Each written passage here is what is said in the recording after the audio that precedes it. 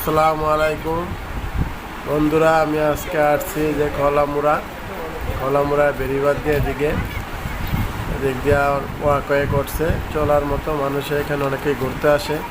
দুই সাইডে রেলিং দেওয়া আছে, অনেকেই রেলিংয়ের উপর বসে আড্ডা মারে। তবে বিকালে বাসায় বোরিং লাগে, অনেকে এখানে ঘুরতে আসে। সাইডে আবার বসার জন্য বেঞ্চও আসছে, বেঞ্চ দিয়ে রাখছে। একদম নদীর পাড় দিয়ে এটা করছে, অনেক সুন্দর জায়গা।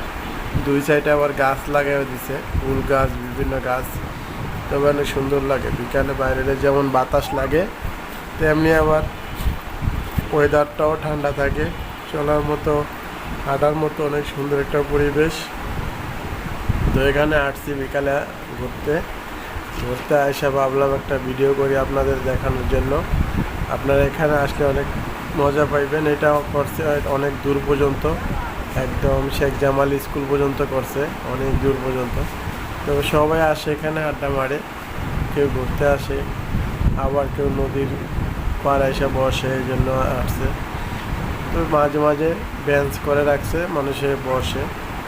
আর অনেকে রেলিংয়ের উপরেই বসে আড্ডা মারে, এই আর কি। অনেক ভিড় হয়, মানুষ অনেক, প্রচুর মানুষ হয় বিকাল হলে।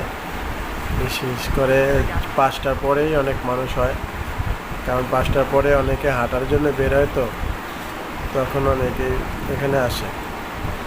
এটা অনেক সুন্দর টাইস করে করছে নিচ দিয়া, হাঁটতে অনেক ভালোই লাগে। তো যারা আসেন নাই তারা আসবেন। কিভাবে আসবেন এখানে?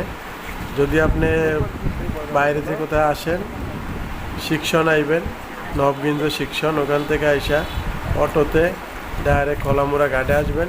এখানে এই জায়গাটা খলামুড়া ঘাটে আসলে নদীর পাড় দিয়ে এটা করছে, ঠিক আছে। যারা অনেক দূর থেকে আসবেন তারা আজিমপুর আইসা, নিউ মার্কেট আজিমপুর আইসা টেম্পুতে আসবেন শিক্ষণ থেকে অটোতে আসে পড়বেন খলামুড়া, এভাবে আসতে পারবেন।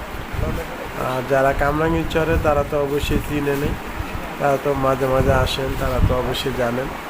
যারা হয়তো কামরাঙ্গীরচরের বাইরে থাকেন তারা হয়তো আসেন না, তারা আসলে দেখতে পারবেন অনেক সুন্দর